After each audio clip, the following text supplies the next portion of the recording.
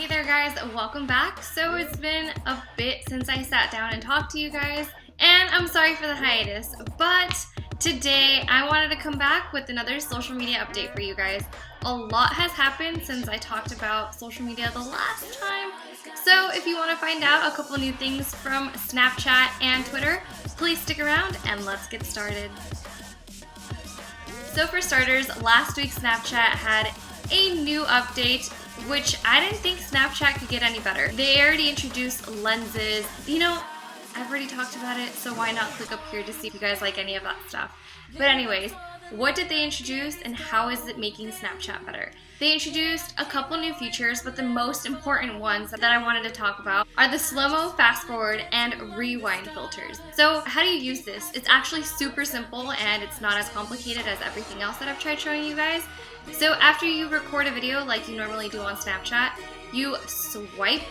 Well, technically you guys are looking at it differently. You swipe as if you were going to use any other filter, so you know when you look for the time or the temperature, and you see different icons.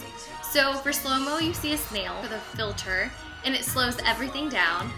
For the fast forward filter you see a bunny, and as for the rewind, well, all you see is a rewind button. And let me tell you guys, I think it's so much fun. If you actually play these things with sound, everything kind of sounds really distorted. So I think Snapchat is surprising me every day. So before I finish with the Snapchat update, something that I actually wanted to talk about that was probably introduced a couple updates back, but I didn't discover until now, is that you can actually double filter on Snapchat.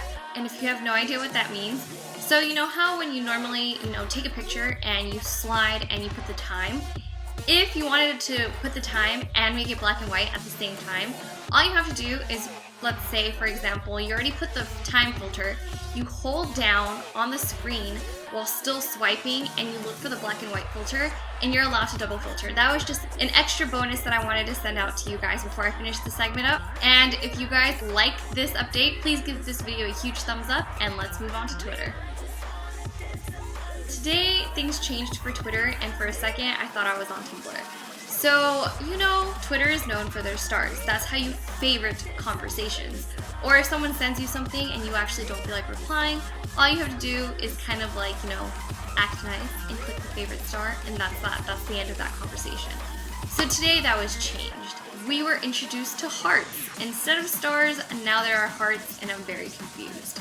And they're making this more like likes, kind of like Tumblr if you want to think about it. And I don't know how I feel about that. Please let me know if you prefer the star or if you prefer the heart, because I think Twitter was good with the star. It was Twitter's thing, it was the original, that's how it's always been. So let's see how that goes. And another thing that I want to talk to you guys about on Twitter is Twitter polls. I've been having so much fun since this came out. Now you have the option to create 24-hour polls on Twitter. So when you go write a tweet, it's that icon that looks like 3/4 of the pizza are gone. And I think if you use this correctly, it's so much fun.